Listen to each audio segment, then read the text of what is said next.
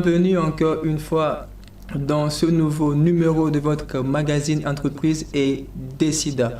Ce magazine qui est dédié 100% à la vie des entreprises et des managers, conçu pour pallier à ce manque de compétences. Alors, ce magazine est là pour vous donner tous les outils nécessaires afin de pouvoir prospérer dans vos affaires. Alors, comme vous le savez, chaque semaine, on est sur le plateau avec un invité, un expert qui va nous aider à aborder une thématique beaucoup plus précise. Et aujourd'hui, on a la chance d'avoir à notre côté un expert, un jeune, très talentueux qui va nous aider à mieux comprendre l'essentiel pour construire la négociation commerciale de façon efficace. Monsieur Hospice, soyez le bienvenu. Merci beaucoup. Bonsoir. Bonsoir. Alors, on peut se présenter pour nos téléspectateurs. Alors, merci beaucoup pour l'invitation et l'honneur vraiment de nous inviter à ce magazine. Je suis Hospicecom, je suis entrepreneur togolais et je suis consultant international en développement commercial. Alors, dit comme ça, c'est de gros mots, mais en français facile, c'est qu'au quotidien, j'apporte vraiment de la valeur ajoutée aux entrepreneurs africains, aux entreprises. Et notre objectif, c'est de construire partout en Afrique des entreprises disposant d'une branche commerciale qui soit viable, solide et puis rentable d'un point de vue commercial par la formation des ressources opérationnelles donc de primes. Et donc, nous intervenons sur le développement commercial, le développement entrepreneurial et puis nous avons une école de formation pour vraiment circonscrire toute la problématique commerciale à travers des solutions assez efficaces. Waouh, super. Alors, comme je vous le disais, on a vraiment à se dire sur ce plateau et mesdames et messieurs, soyez vraiment prêts à nous accompagner. Je le disais tantôt qu'on va aborder l'essentiel pour construire une négociation commerciale gagnante. Alors, si la négociation fait partie intégrante du quotidien, elle peut se transformer en véritable art lorsqu'on parle de vie professionnelle. Et comme tout art, la négociation commerciale repose sur des techniques et demande une certaine préparation en amont. Quelles sont les étapes de la négociation? Comment faire une bonne négociation? Comment préparer une négociation? Comment faire un plan de négociation? Comment qualifier une négociation? C'est justement l'objectif qu'on s'est assigné dans ce magazine afin de vous aider à préparer vos négociations de façon sereine. Alors, sans plus tarder, Monsieur Hospice, négociation commerciale, de quoi parle-t-on exactement? Alors, la négociation commerciale, il faut dire que ce n'est pas un mot qui est propre, au domaine commercial. La négociation se trouve dans tous les secteurs donc, de la vie humaine. Vous savez, autant il y a de la communication, autant il y a de la négociation, parce qu'au quotidien, vous avez besoin de quelque chose auprès de quelqu'un et des personnes ont besoin des choses auprès de vous. Oui. Et donc, le canal de la communication donc, va permettre justement aux gens de pouvoir interagir. Oui. Et tout ça va créer des interactions donc, qui sont classées au rang de négociation. Maintenant, tout naturellement, vous avez de la négociation politique, vous avez aussi de la négociation commerciale, oui. Vous avez de la négociation aussi donc, dans plusieurs autres domaines. Alors, pour revenir au contexte commercial, la négociation va permettre justement donc, à un offreur de service sur un marché de pouvoir justement entrer en discussion avec un demandeur de service, justement dans le but de pouvoir le servir. Et entre les deux va s'engager donc des échanges. L'un qui va vouloir donc positionner son offre, donc comprendre les besoins du demandeur, donc de son client, et le client qui voudra s'assurer aussi d'un certain nombre donc, de valeurs, donc de qualité, de garantie, qui va aussi poser des conditions aussi sur la satisfaction que ce produit-là engage chez lui. Et donc, toutes ces discussions-là donc, est classée donc, au rang donc, d'une négociation. Et la négociation, pour revenir maintenant à un terme technique, va rentrer dans ce que nous appelons entretien de vente. Entretien de vente. Alors, quelles sont les étapes de la négociation? Vu que c'est des entretiens de vente. Alors, très bien. Donc, si on reste dans le cadre donc, de l'entretien de vente pour servir donc, à vos auditeurs, donc quelque chose de très pragmatique qu'ils pourront utiliser dès le lendemain, il faut comprendre que la vente, c'est la porte d'entrée donc, des ressources dans une entreprise. Et comme tout à l'heure on disait, sur le marché, il y a deux acteurs qui se font face. Il y a le demandeur du produit qui est le client, il y a l'offreur du produit. Et donc, quelle démarche il faut donc pour une bonne négociation? Alors, nous allons beaucoup plus parler de l'offreur donc du produit qui se retrouve donc face à un client. Il faut comprendre que toute entreprise qui veut se lancer vers la quête des clients doit d'abord elle-même comprendre très bien sa mission commerciale. Comprendre sa démarche commerciale, arriver à l'issue d'un travail marketing bien fait, cartographier les différents segments de ses clients ou bien de sa cible. Et donc, c'est ces segments-là qui sont donc les maillons vers lesquels l'offreur du service donc, va devoir aller. Et donc, cela voudrait dire que la première démarche, comme je le dis, c'est d'abord de pouvoir comprendre son produit, comprendre l'environnement, même chercher également à connaître également donc les cibles vers lesquelles on va. Donc, comme je dis, si le travail marketing il est bien fait en amont, c'est une problématique qui est déjà résolue. Alors, ça, c'est la première étape. Donc, connaître très bien le produit et le client. Maintenant, le client, vous allez voir que le connaître, c'est dans une approche cartographiée. Quand le marketing fait son travail, il essaie de cartographier le client vers lequel on va aller. Il dira qu'il est de tel type. Donc, si c'est une entreprise, voilà, est-ce que c'est un particulier, est-ce que c'est une institution? Il va le cartographier. Il doit avoir tel besoin, tel besoin. Est-ce que c'est un VIP, est-ce que c'est de la classe moyenne, etc. Donc, le marketing cartographie ça. Alors, la deuxième étape sera donc justement de pouvoir effectivement identifier cette personne-là sur le terrain de manière physique tangible au moyen de la prospection. Donc, il y a quand même beaucoup d'étapes qui vont permettre, donc si on veut se limiter à ces deux étapes, donc d'abord de comprendre la mission de l'entreprise, de connaître le produit, le client, et puis ensuite de pouvoir aller identifier ce client-là. Mais là, dans une troisième étape, il faut comprendre que connaître son client doit dépasser le simple fait de savoir qu'il est de telle race, qu'il est à tel endroit, qu'il a tel montant, qu'il a telle position sociale. La négociation est un travail hautement psychologique, c'est-à-dire qu'il faut gagner une négociation. Gagner la négociation voudra dire que quand vous allez en guerre, vous devez revenir avec un résultat assez pratique, une victoire. Et donc, il y a aussi de la notion de la manipulation qui va être le troisième niveau ou la troisième étape à pouvoir cartographier dans la démarche de la négociation. Et cette manipulation là va servir à quoi? C'est aussi c'est vrai, quand on dit manipulation, tout de suite ça peut avoir une connotation négative, mais non, attention, dans toutes les sphères de la vie il y a toujours de la manipulation. Comme je dis, tant que les hommes voudront des choses auprès des autres, il y aura toujours besoin de manipulation, parce que quand tu veux quelque chose auprès de quelqu'un, il faut que tu saches t'y faire. Il faut que tu saches t'y prendre. Comme on dit, quand un homme veut quelque chose auprès d'une femme, tu peux te présenter avec un cadeau. Tu peux te présenter avec un compliment. Et quand tu veux aussi attendrir le cœur d'un homme, tu lui sers aussi ce dont il a besoin. Donc tout ça, ça vaut quoi? Ça veut dire que c'est une démarche d'influence. Et donc cette manipulation-là peut être, si on veut utiliser un autre terme, classée au rang d'influence. Donc dans la démarche donc, de négociation, il faut savoir aussi qu'on est sur un terrain d'influence, donc il va être la troisième étape. Et naturellement, quand les trois étapes sont très bien coordonnées dans la maîtrise de son produit, la compréhension des segments, ensuite la connaissance donc de la cartographie de son client, de ses besoins, et puis enfin la notion de l'influence qui est donc d'autres psychologiques, vous allez réussir à faire une très bonne négociation. Alors, pour vous résumer un peu, lorsqu'on va parler des étapes, d'abord il y a l'entretien, c'est ça? Oui, ça se passe souvent la plupart du temps lors de l'entretien, parce que c'est le cadre en fait qui offre la plateforme donc d'un échange, si la négociation est prise comme un échange. Ouais. Là après, il faut essayer de cartographier votre cible. Oui, il faut la cartographier. Et puis après, il faut être capable d'influencer la cible, effectivement. C'est là où on peut parler un peu de la stratégie. Alors, il faut dire que la stratégie à la base, parce qu'ici nous sommes en train de parler de deux choses. Bien sûr. Vous savez, la stratégie, c'est un peu l'intelligence derrière les actions opérationnelles. Bien sûr. Et donc, quand vous prenez le département marketing, ils vont définir également une stratégie. C'est-à-dire, ils se disent, ces clients, comment on arrive à les toucher, comment on arrive à leur vendre les produits. Oui. Et c'est d'abord comme ça, il faut comprendre la stratégie dans un domaine commercial. Maintenant, effectivement, quand vous êtes dans sur un terrain direct, où vous êtes en train de mener vraiment une négociation avec un client, Oui. effectivement, il y a besoin aussi de stratégie. Mais ça, c'est une stratégie ponctuelle, adaptée aux circonstances. Et cette stratégie-là, en fait, c'est elle qui se matérialise également par la notion d'influence. Voilà. Parce que après, je ne vais pas faire la même approche avec une dame qu'avec un homme. Je ne vais pas faire la même approche avec un client qui a réussi suffisamment à trouver des limites sur mon produit. Oui.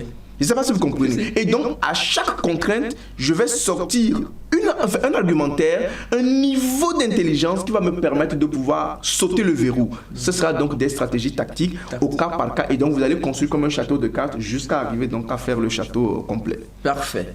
Dans toute chose, il faut de la stratégie. Absolument. Tout à fait. Alors, si je comprends, pour faire une bonne négociation, il faut forcément les trois choses là. Il faut. C'est des déterminants assez fondamentaux. Maintenant, après tout, on peut s'étendre sur pas mal de détails, mais vraiment, c'est le cœur qu'il faut vraiment maîtriser. Etc. Parfait. Alors, on parlait pas à pas. Comment doit-on préparer ces négociations-là? Alors, très bien. Je vais donc sortir du cadre donc direct d'une négociation formelle au travers donc d'un entretien de vente pour aller même à la globalité de la chose de la négociation et parler également de partenariat. Négociation comme recherche de partenariat. Vous savez que les entreprises au plan macro de l'entreprise, parce que ce dont on vient de parler c'est micro, c'est un entretien micro avec voilà. Maintenant au plan macro d'une entreprise globale, l'entreprise a également besoin de négocier avec des entités donc en B2B. Voilà, donc qui sont aussi des partenaires, donc qui peuvent être des institutions, qui peuvent être d'autres entreprises comme elles, etc. Et donc dans cette démarche-là, comment faire? Il faut comprendre que la très bonne préparation vers ces partenariats en négociation voudrait que l'entreprise puisse atteindre un stade de croissance d'abord. Vous savez, dans les codes de la vie, vous ne pouvez pas épouser une femme si vous n'avez pas un certain âge. C'est comme ça, parce qu'on se dit qu'un certain âge, c'est l'âge minimum de la maturité. Et on sait que la majorité est placée à 18 ans. À partir de 24 ans, on se dit que bon, vous avez fini vos études universitaires, vous allez pouvoir avoir un emploi. Ce n'est pas des normes, parce qu'ailleurs, on peut se marier avant 18 ans si tu es un prince, t'es héritier, machin, truc. Voilà, il y a des logiques. Mais comme on sait qu'il y a un âge minimum pour être mature avant d'épouser une femme, il y a un âge minimum pour avoir un emploi qu'on a mis autour de 24-25 ans. Donc on se dit que voilà, il y a des étapes comme ça fondamentales. Au sein d'une entreprise également, la recherche de partenaires pour une bonne négociation doit satisfaire à une étape validée par l'entreprise.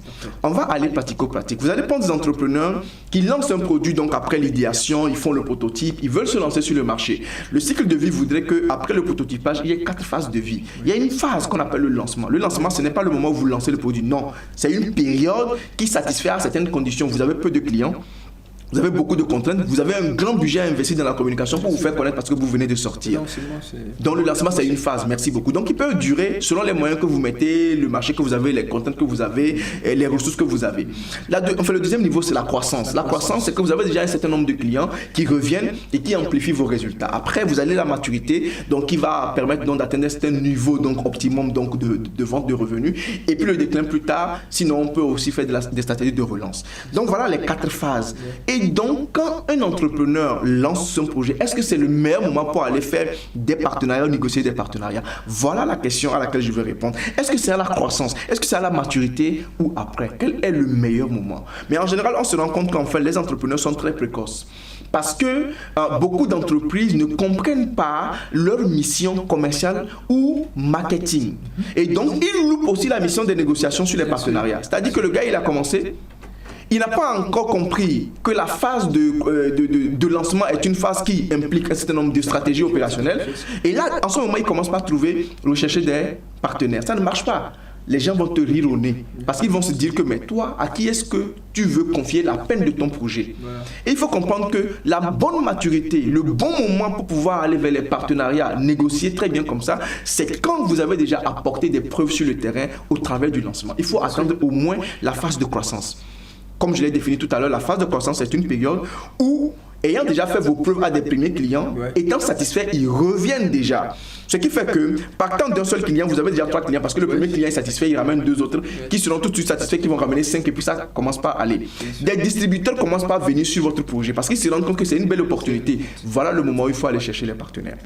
Et quelquefois, quand vous êtes intéressant, ils viennent à vous. C'est comme la belle-fille. Elle ne fait pas sa pub. Si elle est bien éduquée, elle a de belles rondeurs, etc. Mais tous les hommes vont se cogner pour dire etc. Et donc voilà la première condition qu'il faut satisfaire pour faire donc les négociations. Donc pour moi il était important qu'après la cartographie de la négociation au niveau micro ou interne de l'entreprise, il fallait aussi le faire au niveau macro, vraiment global de l'entreprise pour aussi apporter cette valeur aux entrepreneurs. Donc il faut savoir que la négociation c'est une très bonne chose d'ailleurs. Elle ouvre l'entreprise vers d'autres opportunités, mais si vous n'attendez pas le bon niveau, vous allez louper parce que tout le monde va vous rire au nez et vous allez louper tous vos partenariats. Parce que n'oublions pas que le partenariat c'est un jeu d'intérêt. Bien sûr. Tu me donnes quoi, je t'apporte quoi. Gagnant-gagnant. Donc quand tu n'es pas encore prêt de donner quelque chose réellement aux gens pour les séduire, les charmer, puisqu'on dit c'est un jeu d'influence. C'est un jeu d'influence, attends un peu. D'accord. Merci beaucoup à notre cher expert qui prend la peine en fait de nous expliquer. Merci beaucoup. Nous allons marquer une petite pause et nous revenons. Merci.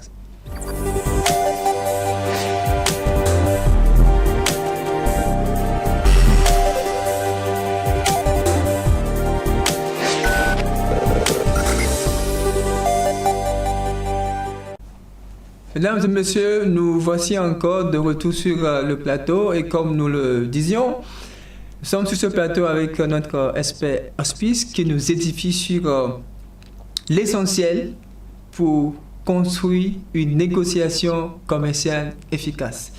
Alors monsieur Hospice, vu vos développements qui nous intéressent, citons, alors on veut savoir comment alors faire le plan de négociation.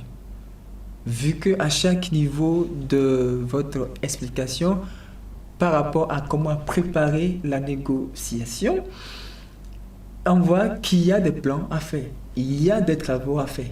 Alors, comment ? Alors, il faut dire qu'un plan de négociation ne peut avoir de résonance que sur une démarche particulière.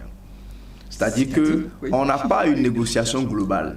C'est-à-dire, tant qu'il n'y a pas enjeu, tant qu'il n'y a pas corrélation, tant qu'il n'y a pas intérêt à rechercher quelque part, il n'y a pas forcément de négociation. Donc, un plan global de négociation, on peut l'entendre comme une préparation à une négociation. Donc, la préparation à une négociation, si on veut faire vraiment de quelque chose d'élitiste, nous allons dire un peu que vous avez l'obligation de connaître ou de faire des recherches techniques sur la personne avec laquelle vous allez mener la négociation. Donc, si vous voulez, la démarche d'un plan de négociation assez successful, c'est vraiment votre niveau, d'abord, de compréhension et de connaissance de votre adversaire. Parce que, comme on l'a dit, c'est un challenge en fait, c'est un défi. Et donc, en négociation, on a quelqu'un en face qu'il faut remporter la victoire. Et donc, vous savez, quelqu'un disait un jour que tu sors le matin, et puis tu as envie de porter une chaussette rouge, ta femme veut que tu portes une chaussette bleue. Et comment tu fais finalement? Donc, il dit, parce que c'est un test de négociation, on dit, bon voilà, le matin tu es là, ton épouse veut que tu portes la bleue, tu veux porter la rouge, on fait comment? Oui, on fait comment?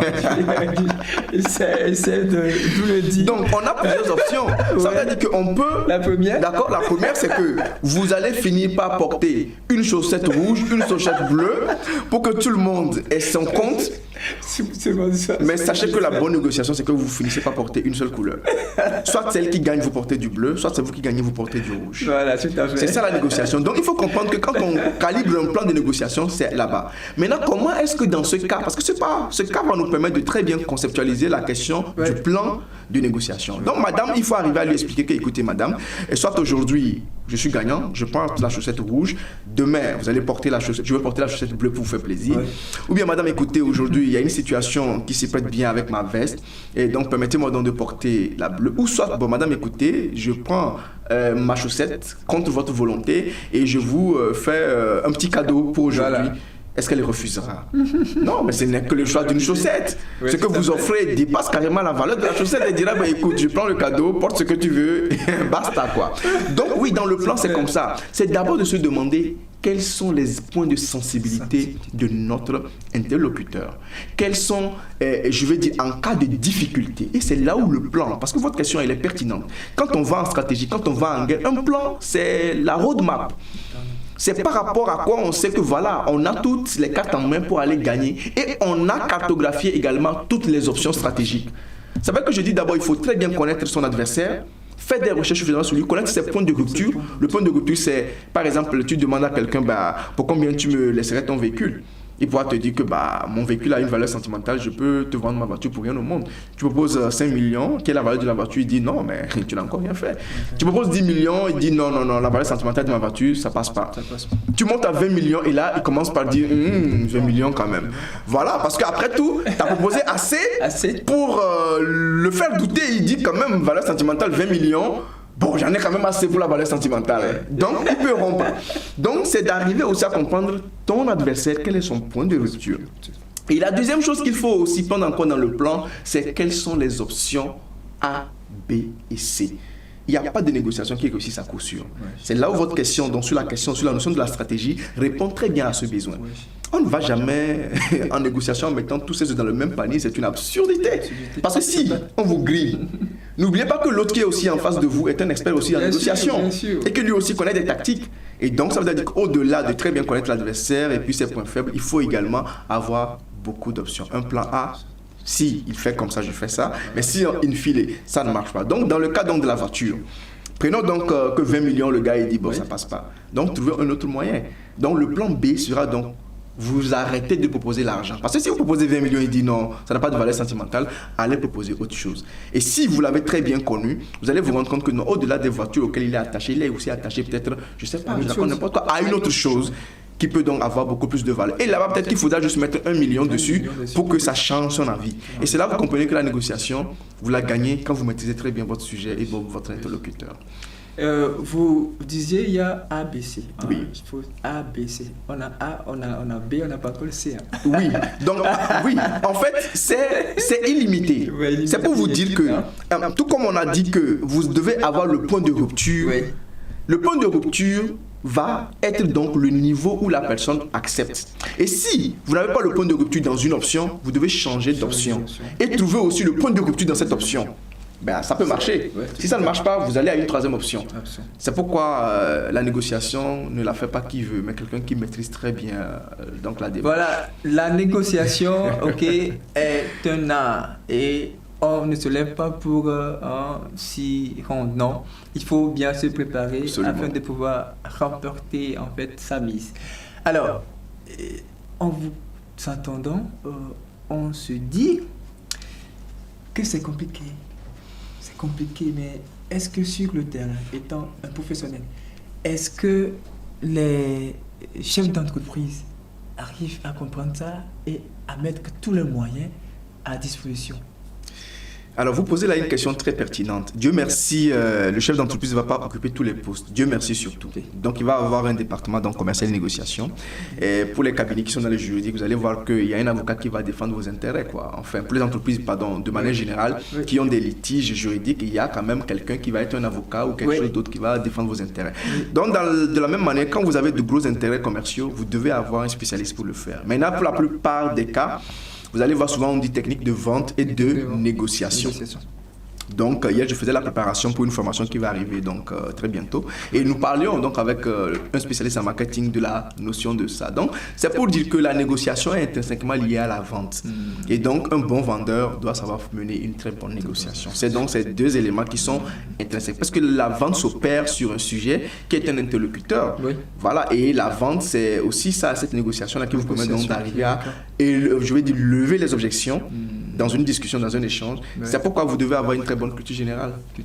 Très bonne culture générale parce que c'est un débat, c'est une discussion et il faut arriver. Très bonne culture générale, il faut avoir un esprit assez précis, assez ouvert, hein, critique aussi quelquefois.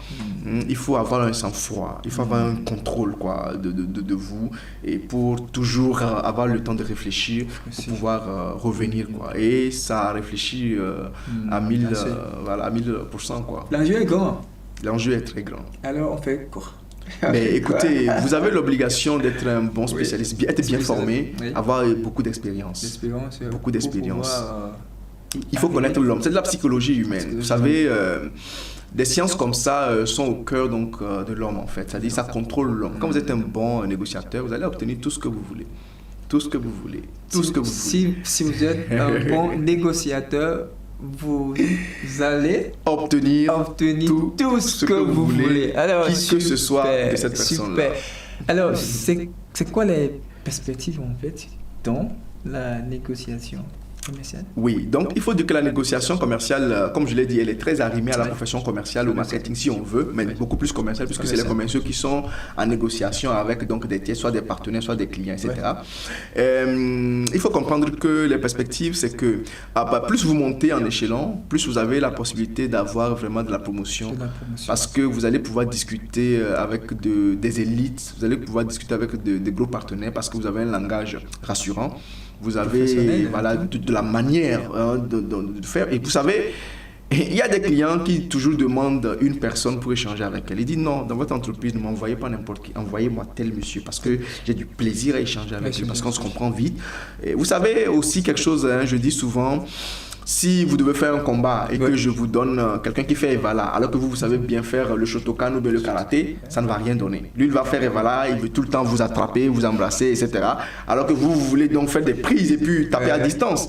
Vous voyez un peu? Mais imaginons que j'ai deux Evalos ou deux personnes qui sont bien, enfin je vais dire rodées en Evala.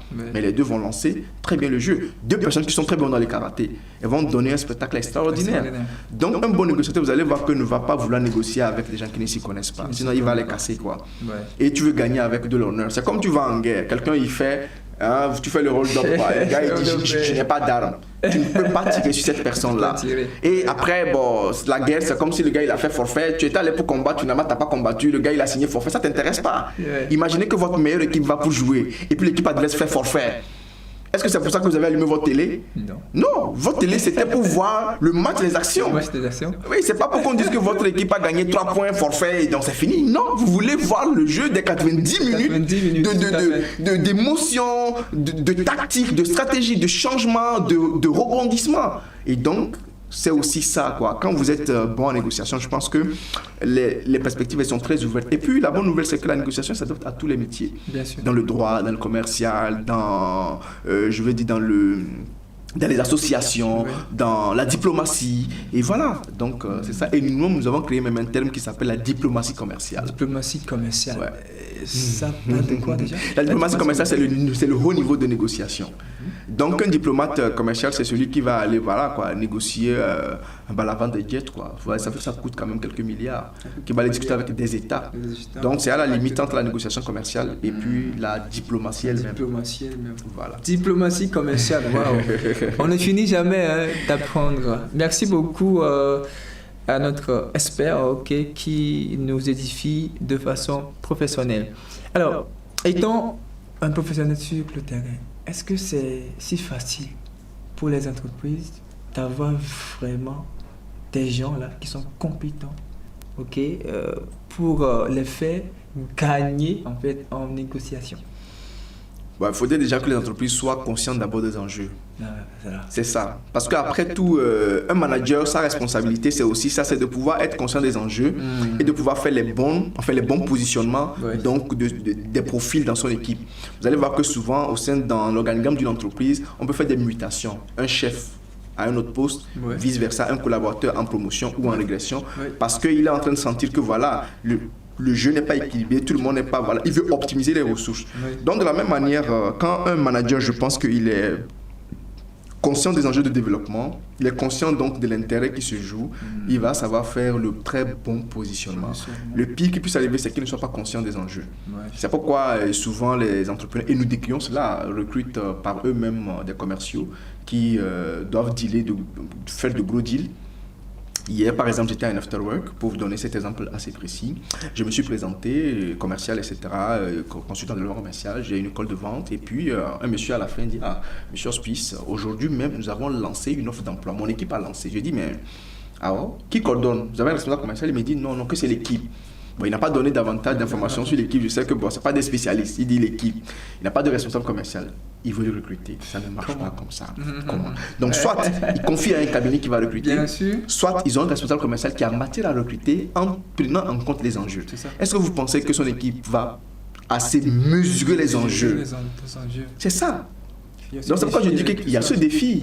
Il y a ce défi. Donc finalement, je lui explique un peu notre démarche de travail. Tout de suite, il est séduit. Il dit consultation lundi matin. Je dis pas, on y va.